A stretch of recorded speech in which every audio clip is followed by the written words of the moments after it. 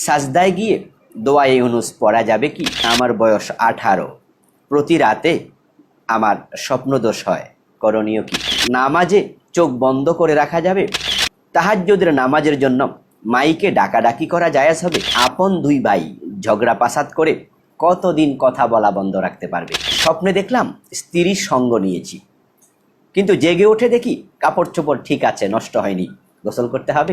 বাবার মৃত্যু হয়েছে, মৃত্যুর আগে 7 মাস যাবৎ নামাজ রোজা করতে পারেননি, এখন আমাদের করণীয় কি? মেয়েদের মাসিকের সর্বনিম্ন এবং সর্বোচ্চ মেয়াদ কতদিন? মা মেয়ের জন্মের আগেই একটি নাম নির্ধারিত করে দোয়া করতেন, কিন্তু মেয়ের জন্মের পরে ওই নামটি আর রাখেননি, গুনাহ হবে কি? জামাতে গিয়ে দেখি নামাজ শেষ, ইমামের সাথে জামাত পাইনি, এখন কি একা একা নামাজ পড়ব? তাবিজ ব্যবহার করা কি শিরক? ব্যবহার না করলে যে অসুস্থ হয়ে যাই? ইসলামিক মিডিয়া টিভি, কোরআন হাদিসের কথা বলে। শুরুতে অনুরোধ করছি, যারা আমাদের সাথে ইতিমধ্যে জয়েন করেছেন তারা মেহেরবানি করে একটু শেয়ার করে দিন, এতে করে অন্য ভাই বোনেরা জানতে পারবে। সাজদায় গিয়ে দোয়া ইউনুস পড়া যাবে কি? হ্যাঁ বোন, সাজদায় গিয়ে দোয়া পড়া যাবে, কিন্তু কোরআন তেলাওয়াত করা যাবে না। তো দোয়া ইউনুস যেটা লা ইলাহা ইল্লা আনতা সুবহানাকা ইন্নী কুনতু মিনাজ জালিমিন, এটা কোরআনে কারিমের আয়াত। এটা কোরআনে কারিমের আয়াত হওয়ার কারণে এটাকে সেজদায় তেলাওয়াত হিসাবে পড়া যাবে না, শুধুমাত্র দোয়া হিসাবে যদি কেউ পড়তে চায় তাহলে পড়ার সুযোগ আছে। আমার বয়স 18, প্রতি রাতে আমার স্বপ্নদোষ হয়, করণীয় কি? করণীয় কিছু নেই, এটা নিয়ে টেনশন করারও কিছু নেই, এটা যৌবনের একটি দাবি। এটা নিয়ে যদি আপনি টেনশন করেন তাহলে আপনি মানসিক ডিপ্রেশনে ভুগতে পারেন। এটাকে ইজিলি গ্রহণ করুন। এই জাতীয় সমস্যা অনেকেরই থাকে। কেউ কেউ বলে এই জাতীয় সমস্যা হলে নাকি পুরুষত্ব নষ্ট হয়ে যায়, এগুলো একেবারে বাজে কথা। এই জন্য এ নিয়ে টেনশন করার কোনো কারণ নেই।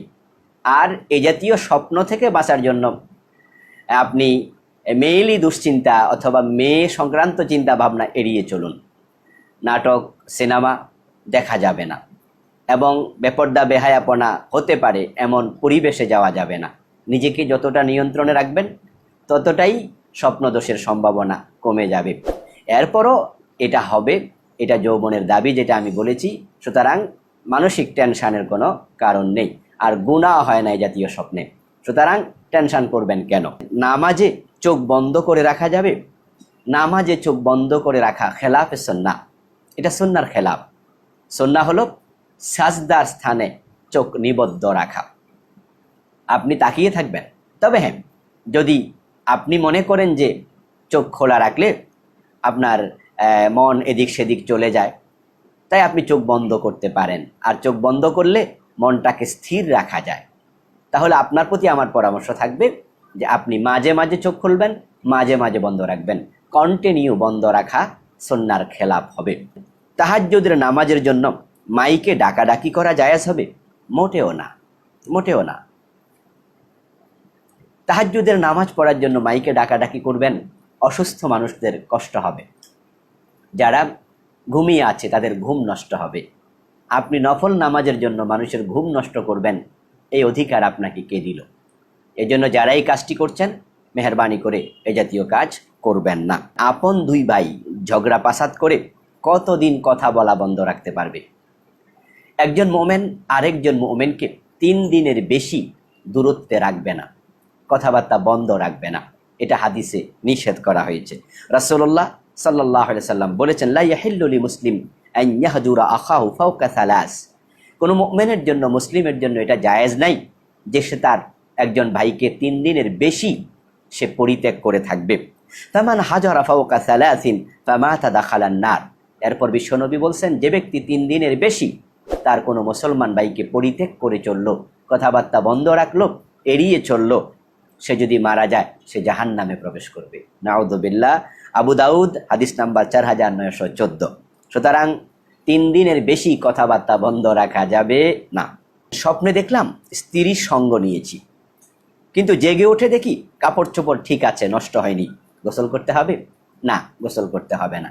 আপনার স্বপ্নটা ভুল স্বপ্ন ছিল।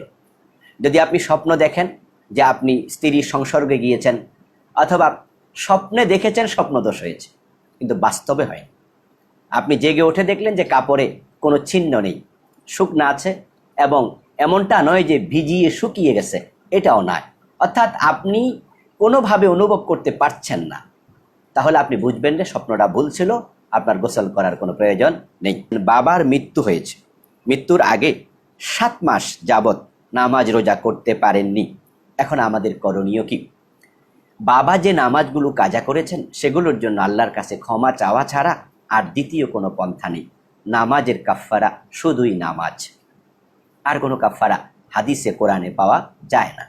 যদিও কোনো আলেম এহতিয়াতি কাফফারা দিতে বলেছেন, সতর্কতামূলক কাফফারা, প্রতি ওয়াক্ত নামাজের জন্য একটা সাদাকা পরিমাণ টাকা আপনি গরিবকে দান করতেন, এটা বলেছেন কোনো আলেম, তবে এর পক্ষে কোনো দলিল আমরা পাইনি।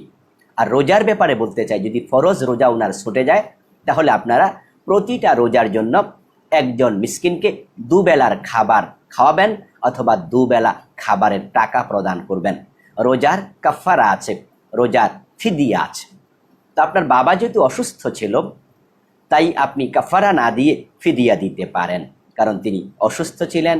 পরবর্তীতে সুস্থ হলে তিনি রাখতে পারতেন, কিন্তু সুস্থ যেহেতু হননি, সেই হেতু তার পক্ষ থেকে ফিদিয়া আদায় করলেই চলবে, কোনো কাফারা দেওয়ার প্রয়োজন নেই। মেয়েদের মাসিকের সর্বনিম্ন এবং সর্বোচ্চ মেয়াদ কতদিন?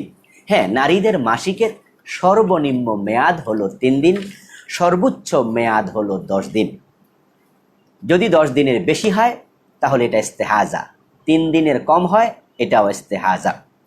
সুতরাং 10 দিনের পরে তাকে নামাজ পড়তে হবে, আর 2-3 দিনের কম যদি হয় এটাকে নিয়মিত মাসিক মনে করা যাবে না, তখনও নামাজ চালিয়ে যেতে হবে। মা মেয়ের জন্মের আগেই একটি নাম নির্ধারিত করে দোয়া করতেন, কিন্তু মেয়ের জন্মের পরে ওই নামটি আর রাখেননি, গুনাহ হবে কি? গুনাহ হবে না, কিন্তু জন্মের আগে নাম রেখে দেয়াটা এটা বেশি আবেগী ব্যাপার হয়ে গেছে, এটা মোটেও ঠিক না। কারণ জন্মের আগে নাম রাখতে হাদিসে বলা হয়নি, নাম রাখা হবে জন্মের 7ম দিনে। এখন আপনি আগেই মেয়ের নাম নির্ধারণ করে দোয়া করা শুরু করছেন, পরে নামটা রাখেননি, বিষয়টা একটু অসুন্দর হয়ে গেল। জামাতে গিয়ে দেখি নামাজ শেষ, ইমামের সাথে জামাত পাইনি, এখন কি একা একা নামাজ পড়ব, নাকি 2-1 মুসল্লি আসলে তাদেরকে সাথে নিয়ে জামাতে নামাজ পড়ব? এ বিষয়ে ওলামায়ে কেরামের বক্তব্য হলো, যদি নিয়মিত দ্বিতীয় জামাত চালু করার একটি বদভ্যাস তৈরি হয় তাহলে এটা ঠিক হবে না, কিন্তু কদাচিৎ এমন হয় যে আপনি প্রথম জামাত পান না, তাহলে আপনি দ্বিতীয় জামাতে নামাজ পড়তে পারবেন। যদি সেটা বাজার অথবা রাস্তার পাশের মসজিদ হয়, তাহলে সকল আলেমরাই বলেছেন কোনো অসুবিধা নেই দ্বিতীয় জামাত পড়তে। আর যদি একবারে মহল্লার মসজিদ হয়, যেখানে দূরের মানুষজন আসে না, তাহলে এমন মসজিদে দ্বিতীয় জামাত করতে কোনো আলেমরা তারা অনুমোদন করেননি। তারা বলছেন দ্বিতীয় জামাত যদি কন্টিনিউ এরকম অনুমোদন করা হয়, প্রথম জামাতের গুরুত্ব কমে যাবে। হ্যাঁ, একদল লোক হাজির হয়েছে, যারা গিয়ে দেখে প্রথম জামাত শেষ হয়ে গিয়েছে, তাহলে তারা একা একা না পড়ে তারা দ্বিতীয় জামাতে নামাজ পড়বে। রাসূল সাল্লাল্লাহু আলাইহি ওয়াসাল্লাম দ্বিতীয় জামাতের ব্যাপারে তিনি একজন ব্যক্তিকে উৎসাহিত করেছিলেন। একজন এসে দেখেন জামাত শেষ, তখন তিনি হাজির হলেন। আল্লাহর হাবিব নামাজের পরে সাহাবায়ে কেরামের দিকে তাকিয়ে বললেন, মান ইয়াতাসাদ্দাকু মাআহু, মান ইয়াতাসাদ্দাক মাআহু, তার সাথে কে আছো যে সাদাকা দেবে? তখন একজন সাহাবী ফাকামা আহাদুন ফাসাল্লা মা'আর রাজুল, তখন একজন দাঁড়িয়ে, যিনি কিছুক্ষণ আগে ফরজ পড়েছিলেন, তিনি ওই ব্যক্তির সাথে আবার ফরজ নামাজ জামাতে পড়লেন। এই হাদিস দিয়ে বোঝা যায় দ্বিতীয় জামাত বিশ্বনবী নিজে অনুমোদন করেছেন। তিরমিজি হাদিস নাম্বার 220। আর একা একা নামাজ পড়ার তুলনায় জামাতে নামাজ পড়লে সওয়াবও তো বেশি। আল্লাহর হাবিব বলছেন, সালাতুর রাজুল ফি জামাআতিন তাফদুলু আলা সালাতিহি বি25 দিফা। যদি কোনো ব্যক্তি একা একা নামাজ পড়ে, জামাতে পড়লে তার সওয়াব হতো একা নামাজের তুলনায় 25 গুণ বেশি।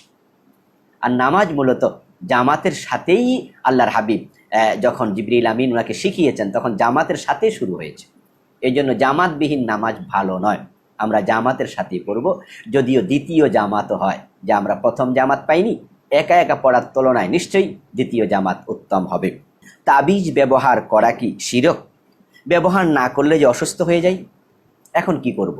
হ্যাঁ, আমরা বলবো পারতপক্ষে তাবিজ ব্যবহার করবেন না, রোগ হতে পারে এই সন্দেহে তাবিজ ব্যবহার করা শিরক। হাদিসে নিষেধাজ্ঞা আছে, আল্লাহ রাসূল নিষেধ করেছেন। তবে হ্যাঁ, যদি কোনো রোগ হয়ে যায়, ঔষধে না সারে, তাহলে রোগ হওয়ার পরে যদি কেউ তাবিজ ব্যবহার করে, এটাকে তামিমা বলা হয় না। একটি হাদিস পাওয়া যায়, মা আয়েশা থেকে বর্ণিত হাদিস, আল্লাহর হাবিব বলছেন, লাইসাতিত তামিমা মা তুআল্লাকু বিহি বাদাল বালা। অসুস্থ হওয়ার পরে যা ঝুলানো হয় সেটা তামিমা নয়। ইন্নামাত তামিমা মা তুআল্লাকু বিহি ক্বাবলাল বালা। বরং তামিমা হলো রোগ হওয়ার আগে যদি কিছু ঝুলাইয়া দেয়। তাহলে বোঝা গেল রোগ হওয়ার আগে ঝুলানো মানে আপনি ভাবছেন যে এটা দিলে রোগটা আসতে পারবে না, এটা নাজায়েজ, এটা ঠিক নয়, এটা শিরিক। কিন্তু রোগ হওয়ার পরে যদি হয়, এই হাদিস দিয়ে বোঝা যায় সেটা তামিমা নয়, সেটা রুকিয়ার মতো, ঝাড়ফুঁকের মতো অথবা ঔষধের মতো। তাকে বলবো যে সে বাধ্য হলে সে তাবিজের কাছে যাবে, তবে অসুস্থ হওয়ার পরে। এই হাদিস দিয়ে কোন আলেম অনুমোদন করেছেন, কিন্তু রাসূল সাল্লাল্লাহু আলাইহি সাল্লাম উনার সাহাবারা কখনো তাবিজ ব্যবহার করেননি। হাসান হুসাইনকে রাসূল ফু দিয়েছেন দোয়া পড়ে। সুতরাং আমরাও বলবো ফু দেবেন, রাসূল ওষুধ সেবন করেছেন, ওষুধ সেবন করবেন, তাবিজের কাছে যাবেন না। আর হ্যাঁ, এই তাবিজ কোনোভাবেই যেন কোরআনের আয়াত না হয়। কারণ কোরআনের আয়াত যদি লিখে দেওয়া হয় আর সেটা হাতে থাকবে, প্রস্রাবে টয়লেটে যাবে, স্ত্রীর সঙ্গ নেবে, তখন কোরআনের অপবিত্রতা হবে, কোরআনের সম্মান হুরমত নষ্ট হবে, এটা নষ্ট করা যাবে না। তবে হ্যাঁ, কোরআনের বাহিরে যদি কোনো দোয়া থাকে, তাহলে যদি কেউ ঝুলাতে চায়, অসুস্থ হওয়ার পরে এই হাদিস দিয়ে কোনো আলেমরা অনুমোদন করেছেন। কিন্তু আমাদের বক্তব্য থাকবে আমরা যেন তাবিজ ব্যবহার নাই করি। সুন্নাত নয় শুধু দাওয়াতের মেহমান, সুন্নাত নয় শুধু খাওয়া শেষে মধুপান, আরো কিছু সুন্নাত আছে তুমি জানো।